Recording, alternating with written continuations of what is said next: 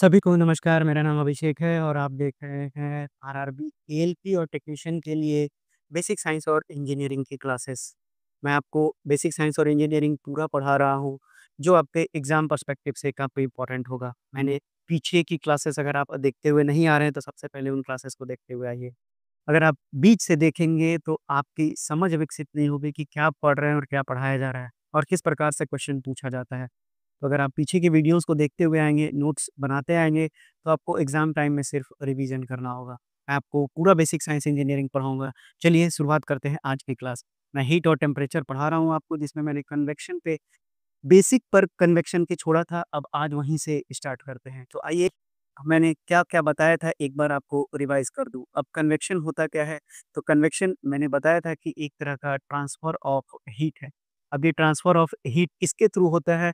तो फ्लूइड के मूवमेंट की वजह से होता है। ये मैंने आपको पिछली क्लास में समझा रखा है। अब ये फ्लूइड कितने तरह का होता है? तो 2 फ्लूइड फ्लूइड के नाम से 2 ही को जानते हैं। एक तो बोलते हैं गैस और दूसरा लिक्विड। यानी कि गे जो स्टेट्स ऑफ मैटर है, सॉलिड, लिक्विड और गैस, उसमें गैस और अगर हम लिक्विड की बात करते हैं, तो ये दोनों हमारा फ्लूइड के अंतर्गत आता है। अब ये जो मूवमेंट है, ये जो फ्लूइड का मूवमेंट है, ये किस कारण से होता है? तो ये होता है आपका टेम्परेचर डिफरेंस के कारण। अब आपको पता है कि अगर डिफरेंस इन टेम्परेचर है, यानी कि आपके पास एक हॉट है और दूसरा जो है कोल्ड है। यही टेम्परेचर का तो मतलब होता है।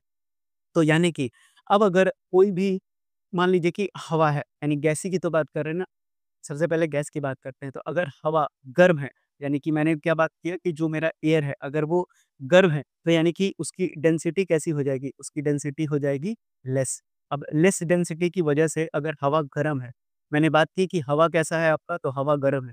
गर्म हवा होने के कारण ये कैसा है? लेस डेंस है, इसलिए ये राइज़ करने की कोशिश करेगा। और अगर मेरा मान लेते हैं कि मेरे पास कोई एक लिक्विड है जो कि ठंडा है। अब जो है, अब वो क्या करेगा, ये सिंक करने की कोशिश करेगा, यानी कि डूबने की कोशिश करता है। क्यों? क्योंकि इसकी डेंसिटी जो होगी वो ज़्यादा हो जाएगी।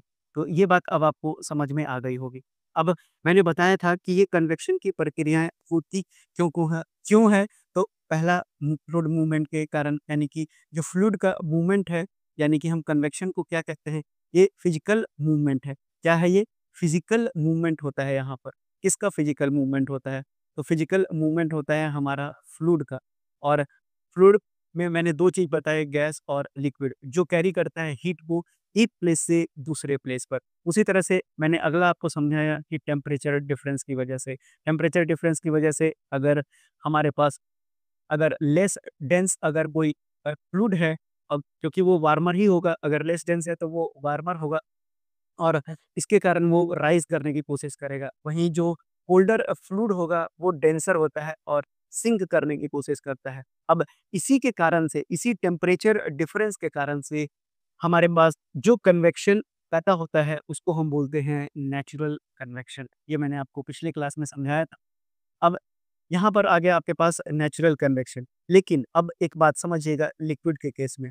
अब अगर कोई भी लिक्विड या फिर अगर फ्लूइड है, अगर वो वार्मर है, तो ज़ाहिर-सी बात है वो अपवर्ड मूवमेंट करने की कोशिश करेगा। अब अपवर्ड मूवमेंट क्यों करने की कोशिश करेगा? तो बायोएंसी की वजह से करेगा। क्योंकि बायोएंसी की परिभाषा ही क्या होती है? कि बायोएंसी का परिभाषा ही होता है कि अगर कोई भी ऑब्जेक्ट पानी में है, ध्यान से समझिएगा, कोई भी ऑब्जेक्ट पानी में है, जो नीचे की ओर जा रहा है, तो उसको ऊपर उठाने के लिए एक फ़ोर्स हमेशा काम करते रहता है, जिसको कि हम बायोंसी के नाम से जानते हैं।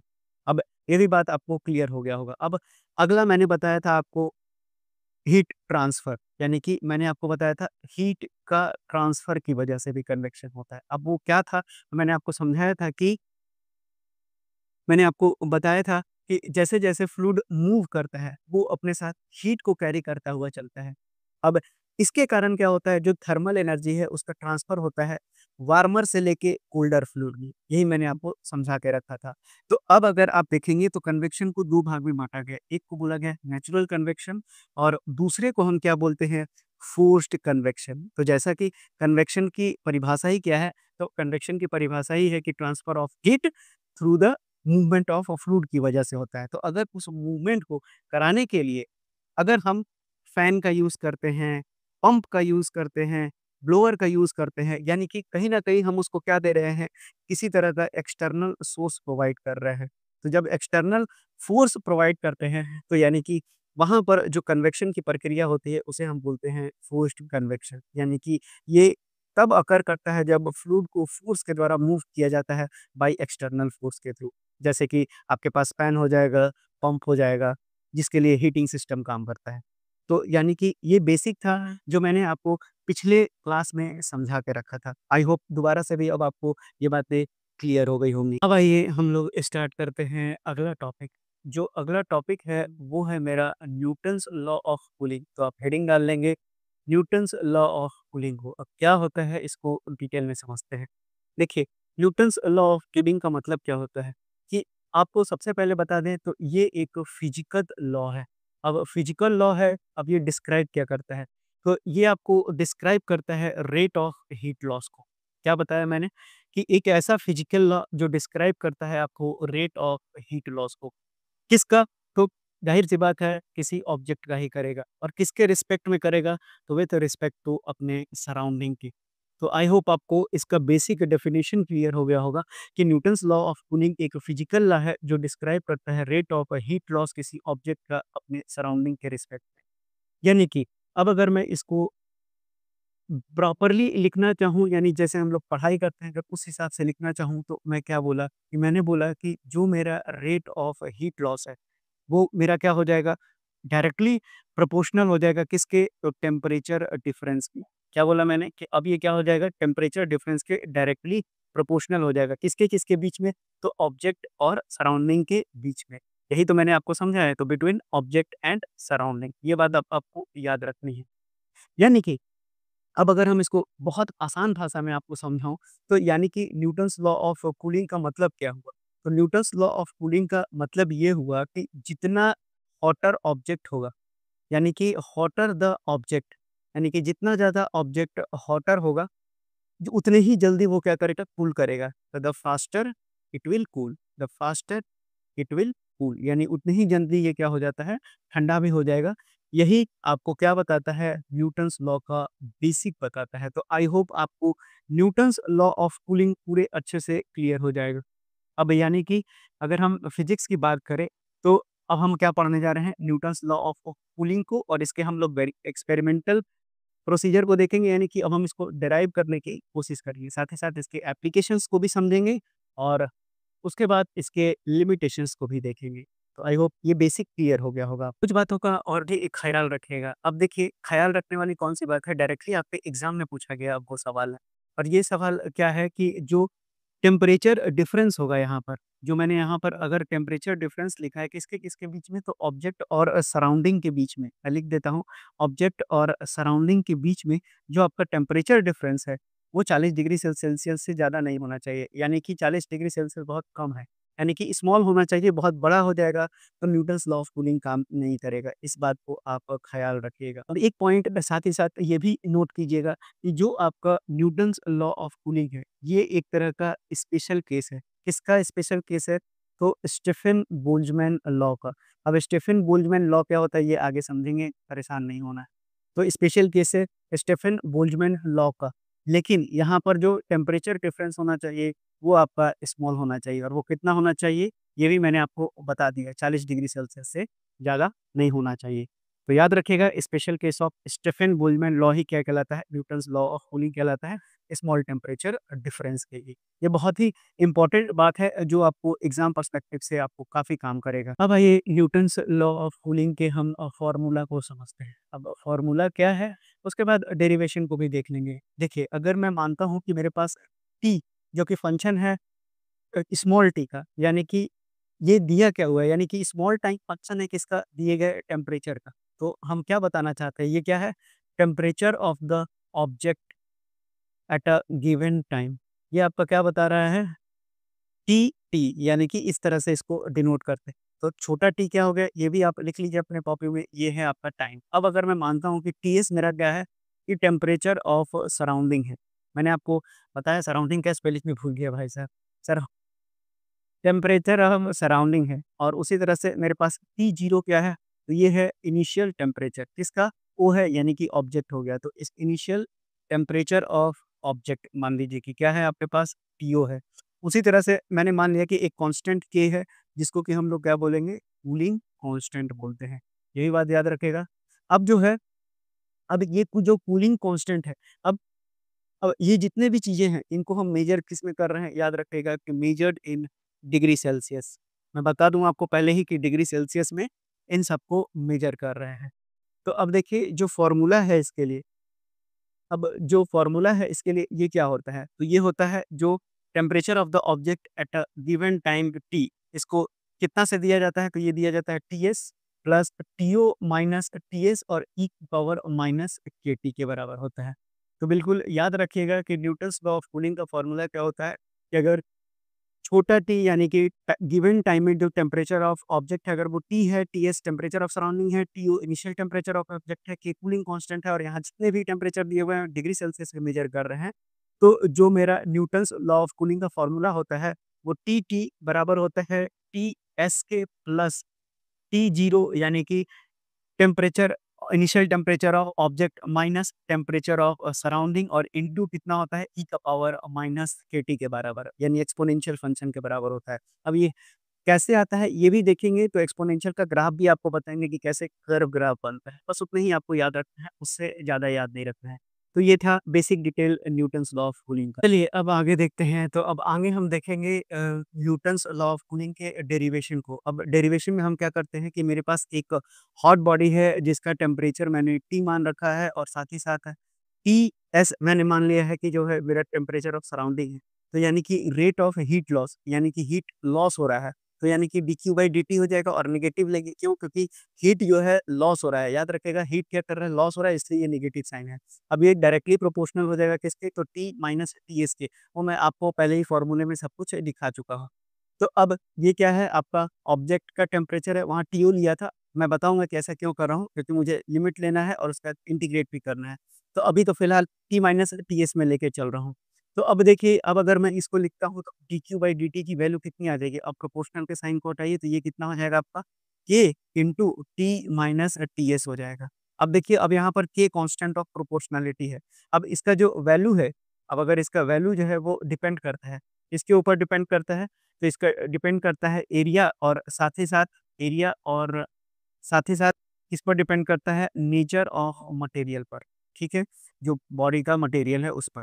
तो ये इस पर डिपेंड करता है। तो अगर हम बताएँ कि अगर मेरा जो टेम्परेचर है, मैं क्या बोल रहा हूँ कि अगर मेरा जो बॉडी का टेम्परेचर है, अगर वो फ़ॉल करता है स्मॉल अमाउंट से, फ़ॉल बाय स्मॉल अमाउंट से और वो कितना हो रहा है, तो वो मैं लिख देता हूँ आपको डीटी से हो रहा है। यानी कि ये टी टी था तो मैंने उसको क्या मान लिया, कम हो रहा है तो डीटी मान लिया है। ठीक है? और कितना समय में हो रहा है, तो इन टाइम छोटा dt, ठीक है? यानी ये टी टाइम को दर्शा रहा है, वो मैंने आपको वहाँ पर भी समझा के रखा था।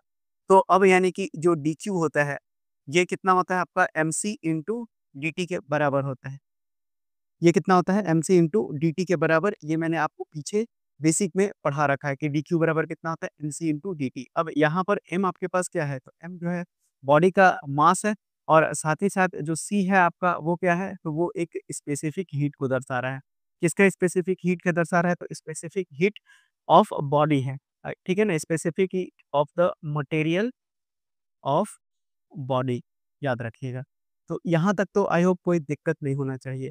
तो यानी कि अब अगर हम इसको लिखना चाहें तो क्या लिख सकते हैं कि जो मेरा dq बाई dt है, ध्यान से देखिएगा, अगर मैं dq बाई dt लिखता हूँ, dq बाई dt लिखता हूँ तो इसको मैं क्या लिख सकता हूँ? mc dt अपॉन छोटा dt। क्या मैं इसको लिख सकता हूँ? रेट ऑफ हीट लॉस को अब मैं क्या लिख सकता हूँ? कि जो मेरा अब रेट ऑफ हीट लॉस है, रेट ऑफ हीट लॉस जो है मेरा, अब क्या लिख सकते हैं हम कि जो मेरा dq बाई dt होगा, दोनों तरफ मैंने dt से भाग लगा दिया, तो ये मेरा बन गया dq बाई dt बराबर mc dt by small change in temperature, ये dt हो गया। अब इसको इक्वेशन 2 मान लेते हैं और इसको इक्वेशन नंबर 1 मान लेते हैं। अब दोनों तरफ आप देखेंगे तो दोनों तरफ क्या है? dq by dt, dq by dt क्या है आपके पास? कॉमन है। तो यानी कि फ्रॉम 1 एंड 2 हम क्या बोल सकते हैं? फ्रॉम इक्वेशन 1 एंड 2 हम दोनों को, यानी कि अगर किसी का एलएचएस बराबर होता है तो आरएचएस भी क्या हो जाएगा? बराबर हो जाएगा। तो मैं यहाँ लिख देता हूँ माइनस एमसी डीटी और अपॉन डीटी हो जाएगा। अब ये किसके बराबर हो जाएगा आपके पास? ये हो जाएगा के इंटू कैपिटल टी और ये कितना हो जाएगा टी एस के बराबर हो जाएगा। यहाँ तक आई होप कोई दिक्कत नहीं होना चाहिए। अब यहाँ से मैं इसको शिफ्ट कर रहा हूँ, तो ये मेरा जो D T by D T है, ठीक है ना, ये टेम्परेचर है और ये मेरा टाइम है जो मैंने यहाँ पर आपको पूरी विस्तृत रूप से बता दिया है। तो अब अगर मैं लिखूँ कि minus D T by small D T, ये किसके बराबर हो जाएगा? अब एमसी को इधर लेके आते हैं, तो ये देखिए ये जो है ना ये स्मॉल के है, याद रखिएगा ये कैसा है, ये स्मॉल के है। अब हर जगह याद रखिएगा, तो ये के बाई एम सी इंटू कितना हो जाएगा, ये हो जाएगा के बाई एम सी और into T minus T S के बराबर हो जाएगा। तो यहाँ तक आई होप कोई दिक्कत नहीं होनी चाहिए अब आपको।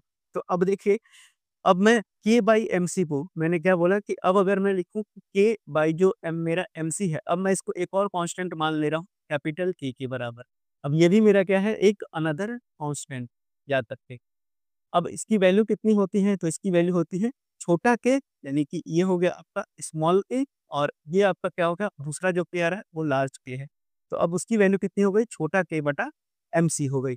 यहाँ तक आई होप कोई दिक्कत नहीं होनी चाहिए। तो अब आगे देखिए, तो अब आगे कितना हो जाएगा, तो माइनस डी कैपिटल टी और डिवाइडेड बाई स्मॉल टी, ये कितना हो जाएगा, अब ये आ जाएगा आपका लार्ज के। अब क्योंकि लार्ज चलेगा याद रखिएगा, तो क्योंकि छोटा के बाई एम सी को रिमूव कर दिया गया है, तो ये कितना हो जाएगा के इंटू टी माइनस, आपके पास कितना हो जाएगा टी माइनस मैंने लिया था टी एस, ठीक है। अब जो है, अब आपको इसको इक्वेशन नंबर मैं 3 बना देता हूँ। तो अब आपको पता चल गया होगा, और ये नेगेटिव साइन क्या दर्शा रहा है, तो नेगेटिव साइन इंडिकेट करता है कि टाइम जैसे-जैसे घट रहा है, यानी टाइम जैसे-जैसे कट रहा है, जो टेम्परेचर है बॉडी का वो डिक्रीज़ कर रहा है। मैं लिख देता हूँ कि नेगेटिव साइन इंडिकेट्स, क्या इंडिकेट्स कर रहा है? इंडिकेट्स दैट द टाइम इलैप्सेस, जैसे-जैसे टाइम निकल रहा है, टाइम इलैप्सेस। उसके बाद क्या लिख सकते हैं कि जो टेम्परेचर है, द टेम्परेचर ऑफ बॉडी क्या हो रहा है, डिक्रीज़ कर रहा है। तो ये भी बात याद रखिएगा। अब अगर मैं इक्वेशन 3 को लिखूँ तो अब मैं क्या लिख सकता हूँ इसको? अब अगर मैं इसको लिखूँ तो ये जो हो जाएगा dt अपॉन, इसको इधर ले आते हैं t माइनस टीएस को, इस तरह से लिखते हैं और फिर इधर ले जाते हैं के dt को ले जाते हैं। तो यहाँ पर अब आपके पास क्या हो जाएगा, अब इसको मैं माइनस के इंटू डी टी कर देता हूँ। अब अगर मैं दोनों तरफ इंटीग्रेट कर दूँ, अगर मैं दोनों तरफ इंटीग्रेट कर दूँ, तो ये कितना बचेगा आपका? तो ये बच जाएगा log T minus T S की वैल्यू किसके बराबर आ जाएगी? तो ये आ जाएगा माइनस के कॉमन बाहर निकल जाएगा और डी टी का क्या बच जाएगा? टी हो जाएगा। तो के इंटू टी के बराबर हो जाएगा और के टी प्लस सी लिख सकते हैं। सी यानी कि एक कांस्टेंट टर्म लिख सकते हैं। अब ये कितना हो गया? लॉग टी माइनस टीएस बराबर कितना हो जाएगा? माइनस के टी प्लस सी के बराबर हो गया। अब सी कांस्टेंट ऑफ इंटीग्रेशन है, याद रखिएगा कांस्टेंट ऑफ इंटीग्रेशन। ये वैल्यू आपको काम नहीं आएगा, आपके एग्जाम में काम नहीं आएगा, लेकिन फिर भी मैं बताता हूँ। तो अब देखिए, अब अगर मैं यहाँ पर ग्राफ प्लॉट करता हूँ, ध्यान से समझिएगा। अब अगर मैं एक्स एक्सिस लेता हूँ और वाई एक्सिस लेता हूँ, अब अगर मैं वाई एक्सिस पर ये वाला टर्म को पुट करता हूँ, टेम्परेचर वाले को, यानी कि लॉग टी माइनस टीएस को रखता हूँ और साथ ही साथ इधर मेरे पास क्या है, ये छोटा क्या है, ये टाइम है। तो अगर मैं इसको रखता हूँ, तो इन दोनों के जब बीच में आप ग्राफ प्लॉट करेंगे तो ये ग्राफ कुछ इस तरह से बनेगा, डिक्लाइनिंग ग्राफ बनेगा। याद रखिएगा, अभी एक्स्पोनेंशियल नहीं आया है, वो कब आएगा अभी मैं समझा देता हूँ। अभी मैं लॉग टी माइनस टीएस और टी के बीच में ग्राफ प्लॉट करता हूँ, तो ये कैसा आता है, एक डिक्रीजिंग स्ट्रेट लाइन, यानी एक स्लोप आपको बनता हुआ दिखाई देता है। ठीक है? तो यहाँ तक की बातें आपको क्लियर हो जानी चाहिए। यानी कि जैसे ही आप एक्सपेरिमेंटल डेमोंस्ट्रेशन करेंगे और यहाँ पर वैल्यूज़ को पुट करेंगे, तो इन दोनों के बीच में जब आप ग्राफ प्लॉट करेंगे, तो तब आपको अभी कैसा ग्राफ मिलेगा, तो एक घटता हुआ स्लोप दिखाई पड़ेगा। आई होप यहाँ तक कोई दिक्कत अब नहीं होनी चाहिए। अब आइए आगे बढ़ते हैं। तो अब आगे बढ़ेंगे, तो अब मैं क्वेश्चन नंबर 3 को उठाता हूँ। तो अब अगर मैं यहाँ से dt बाई dt को लिख दूँ माइनस के into T minus T S, कोई दिक्कत नहीं है। अब यहाँ पे इधर से चालू करते हैं लिखना ताकि ज़्यादा स्पेस मिले। तो ये हो जाएगा dt बाई, अब इसको इधर लाते हैं तो t माइनस टी एस लेते हैं और यहाँ पर कितना हो जाएगा, माइनस के और इंटू डी टी हो जाएगा।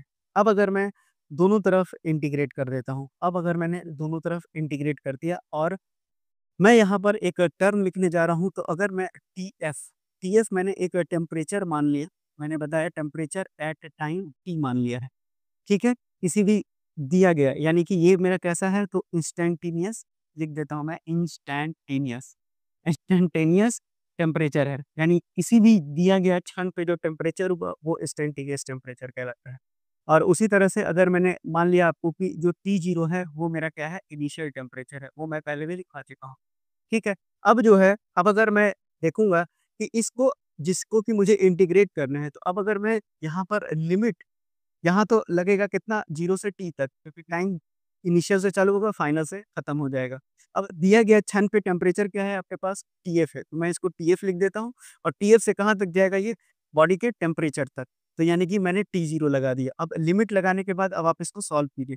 ये कितना हो जाएगा आपका? तो ये हो जाएगा आपका लॉन अब ऊपर कितना हो जाएगा? तो ऊपर आ जाएगा आपका TF ठीक है? मैं पूरा पूरा हिस्ट्री नहीं लिख रहा हूँ, मैं डायरेक्टली इंटीग्रेशन के बाद जो टर्म आएगा वो लिख देता हूँ। तो ये आ जाएगा TF माइनस TS और डिवाइडेड बाय एक्चुअली में ये आएगा ln TF minus TS minus आ जाएगा आपके पास लॉन T0 माइनस TS के बराबर आ जाएगा।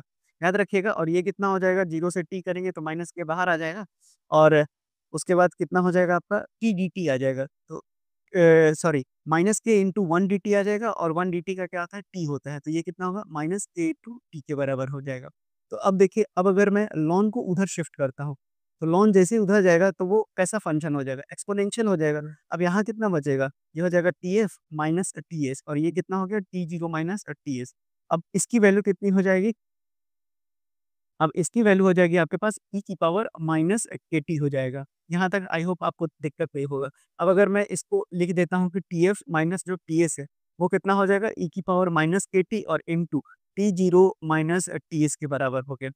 तो यहाँ तक भी अब आपको कोई दिक्कत नहीं होना चाहिए। तो अब फाइनल टेम्परेचर अगर मैं लिखूँ टी एफ की वैल्यू ये उधर जाएगा तो टी एस हो जाएगा और ये कितना हो जाएगा प्लस ई का पावर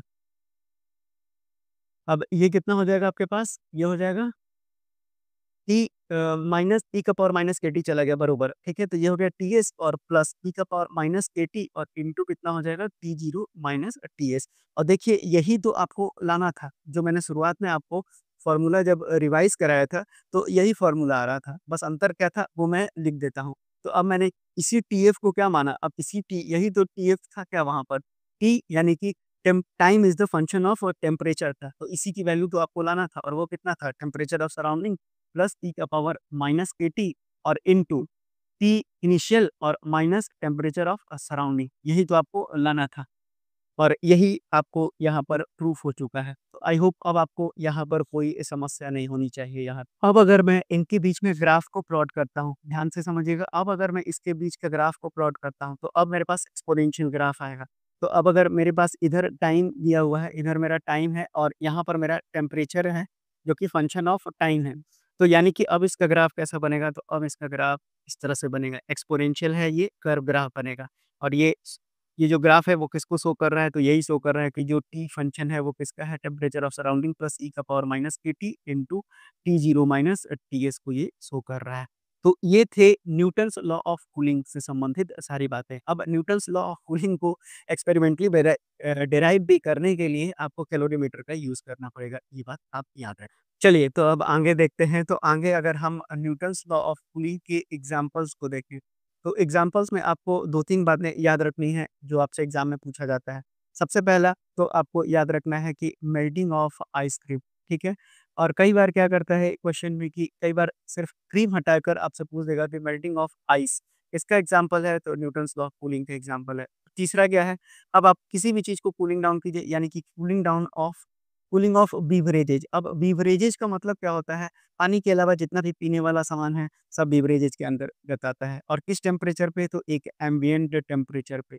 याद रखिएगा कि जो कूलिंग है बीवरेजेज का वो एम्बिएंट टेम्परेचर पे क्या कहलाता है? वो एक एग्जांपल कहलाता है आपका न्यूटन्स लॉ ऑफ कूलिंग का। तो इतनी बातें अब याद रखेंगे। अब आइए देखते हैं अब एग्जांपल के अलावा अब लिमिटेशंस को भी देखिए कि न्यूटन्स लॉ के लिमिटेशंस क्या-क्या हैं? तो लिमिटेशंस भी समझ लेते हैं हम लोग।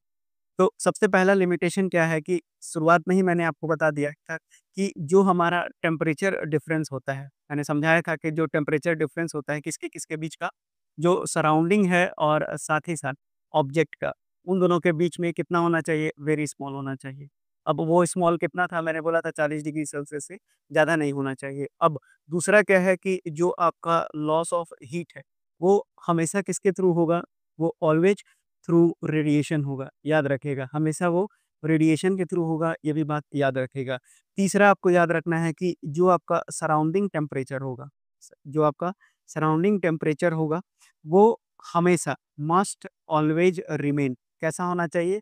कांस्टेंट होना चाहिए। किस दौरान? तो आपको कूलिंग, जब वो ऑब्जेक्ट को कूल कर रहा होगा, यानी कि कूलिंग ऑफ द ऑब्जेक्ट, जब जब ऑब्जेक्ट को कूल किया जाएगा उस समय पे जो सराउंडिंग टेम्परेचर है उसको आपको हमेशा कांस्टेंट रखना है। तो ये कुछ इंपॉर्टेंट बातें थी जो आपको ध्यान में रखनी है। अब आइए समझ लीजिए कुछ की पॉइंट्स जो कन्वेक्शन से संबंधित है। सबसे पहला कि हीट ट्रांसफर जो होता है वो डेंसिटी डिफरेंस की वजह से होता है। साथ ही साथ दूसरा जो इसमें हम कंसीडर करते हैं वो एक्चुअल जो पार्टिकल का मोशन होता है उसको हम कंसीडर करते हैं। साथ ही साथ जो हीट ट्रांसफर होता है यहाँ फ्लूइड में होता है, और फ्लूइड का मतलब गैस और लिक्विड दोनों होता है। ये कैसा प्रोसेस है? तो एक स्लो प्रोसेस है, और साथ ही साथ ये इर्रेगुलर पाथ को फॉलो करता है। तो ये कुछ की पॉइंट्स थे जो इससे संबंधित आपको याद रखनी है। तो आपका कन्वेक्शन समाप्त हो चुका है और आज की क्लास यहीं तक रहेगी। मिलते हैं जल्दी अगली क्लास में। तो आपके लिए धन्यवाद, पढ़ते रहिए और नोट्स बनाते रहिए। साथ ही साथ जो भी पढ़ाया जा रहा है उसको याद करने की कोशिश कीजिए। जितना ज़्यादा याद कर लेंगे आप, उतना ज़्यादा आपके लिए बेनिफिशियल होगा एग्ज़ाम पास करने में। तो जाते-जाते इस गाने को सुनते जाइए, क्योंकि आज है मोहम्मद रफ़ी साहब की पुण्यतिथि। धन्यवाद। राही मनवा दुख की चिंता क्यों सताती है, दुख तो अपना साथी है।